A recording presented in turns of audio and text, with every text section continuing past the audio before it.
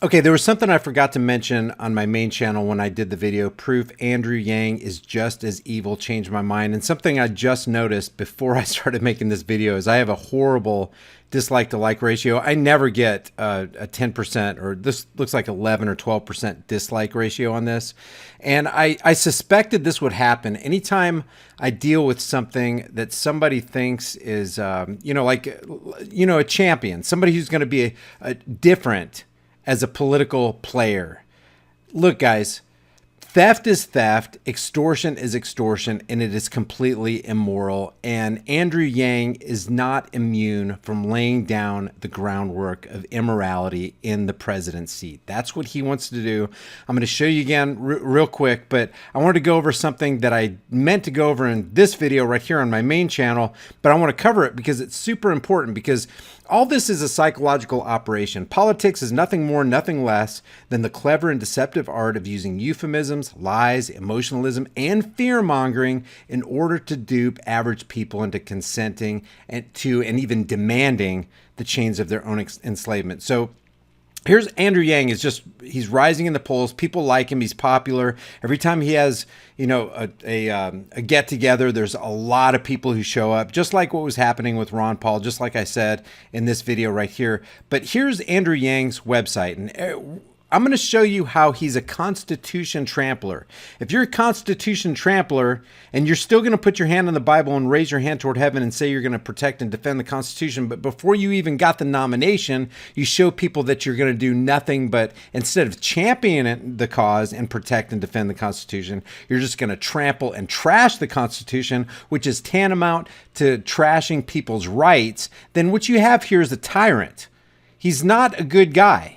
He's along the same lines as Joe Biden, the same lines as Bernie Sanders, the same line as Tulsi Gabbard or an Elizabeth Warren or a Cory Booker. They're all political parasites, and they want to initiate force and violence in order to enact their policies. So what are their policies? When you click on this right here, you get his whole list of policies. Look at this.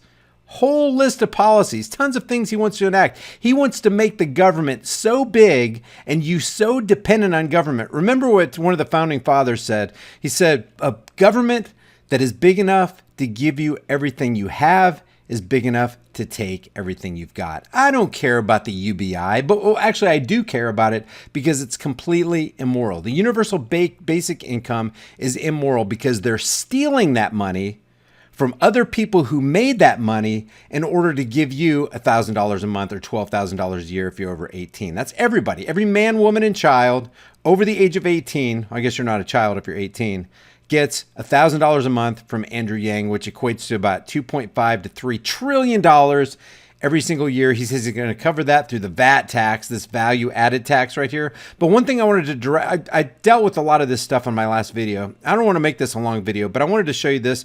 This was hilarious and pitiful all at the same time. When you click right here, making taxes fun, what is taxation? I don't care what anybody says, guys. Taxation is theft. More specifically, taxation is theft by the barrel of a gun, which makes it government extortion. If you take money from your neighbor without their consent, against their will, you have committed theft. You have robbed your neighbor. And it doesn't matter if you come with a uniform badge and a gun, or with the authority of the state, or say you're a senator or a congressman, or you're saying I'm from the government, I'm here to help. If somebody takes the product of your time and laboring energies, which is your money, against your will, without your consent, you can call it taxation, you can call it whatever you want to.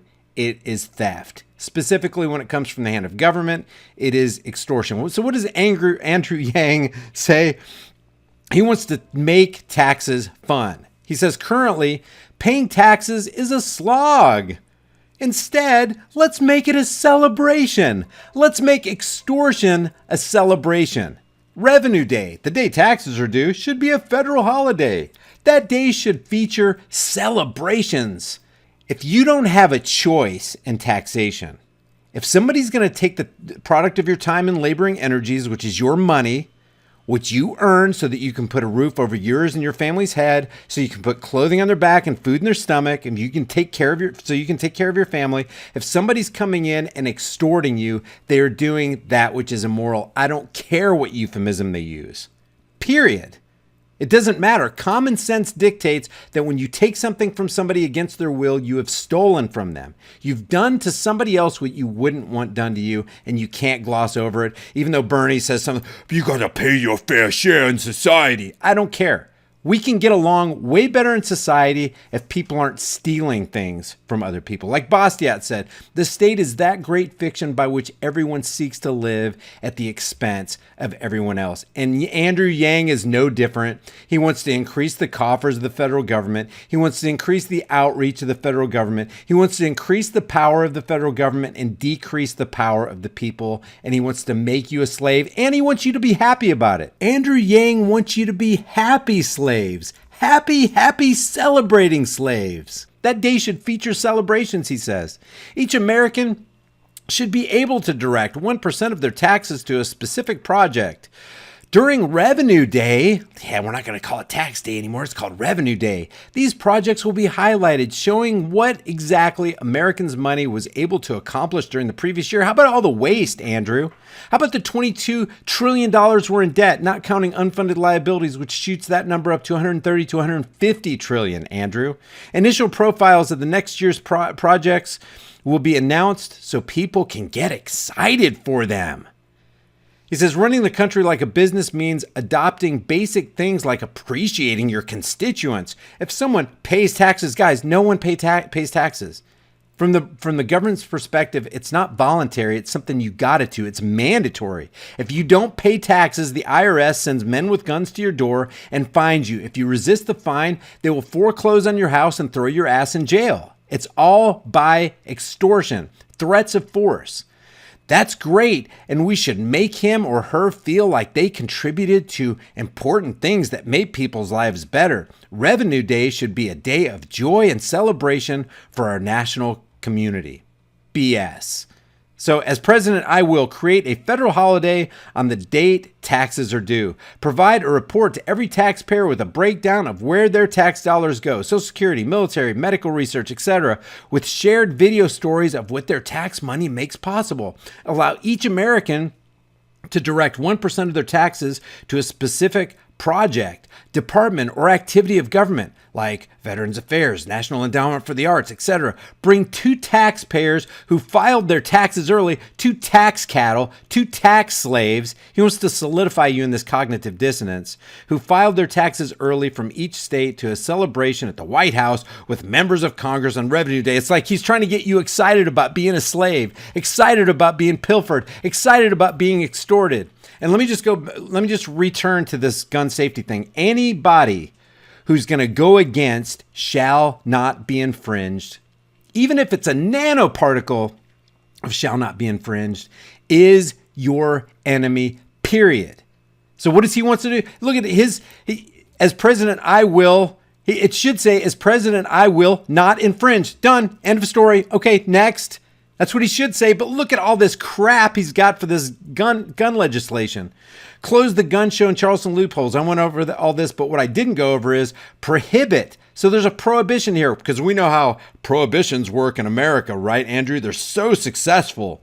Prohibit the manufacture and sale of bump stocks, suppressors, incendiary exploding ammunition, and grenade launcher attachments, and other accessories that alter functionality in a way that increases their firing rate or impact. You know what that is right there? That means I shall infringe. I don't give a damn, Andrew Yang says, what the Second Amendment says or means. I don't give a damn that Americans want to be free and want to be left alone. Look at this one. Automatically confiscate. There you go.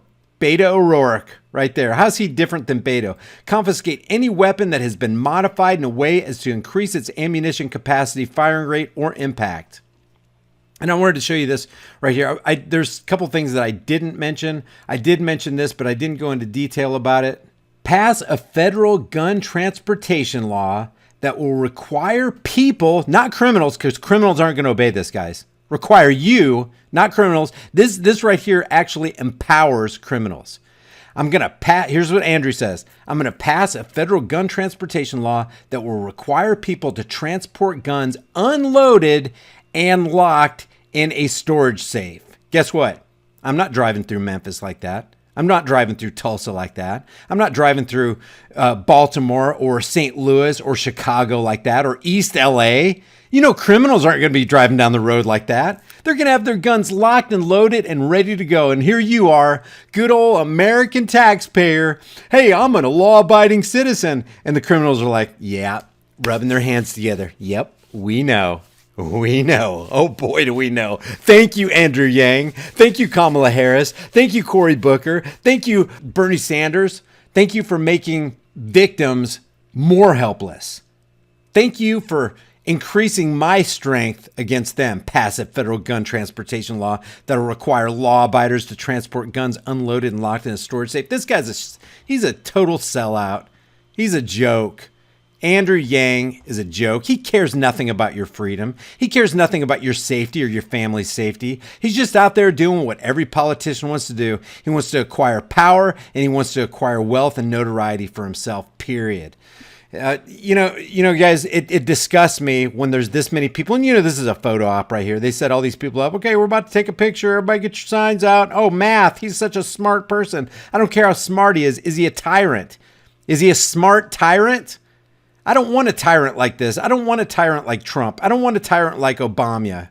I don't want a tyrant like Hillary or Bush or Reagan or Bill Clinton. I don't want tyrants ruling me. I don't want rulers. I don't want them telling me what I can and can't do and restricting my access to things that I want. I don't care if it's a bump stock or whatever. He wants to create a federal. I went over this in the last video on my main channel. He wants to create. Let me get to it. He wants to promote a stringent licensing system, so you have to have a license to exercise your right. Nope, sorry, I don't want an infringement license with a 5-year renewal requirement for gun ownership. Screw that, man. Screw that. This guy's a sellout. That's what he is. He's no different from the rest of them up there. And anybody who's going to come against my freedom and my family's freedom and your freedom, well, they're my enemy, period.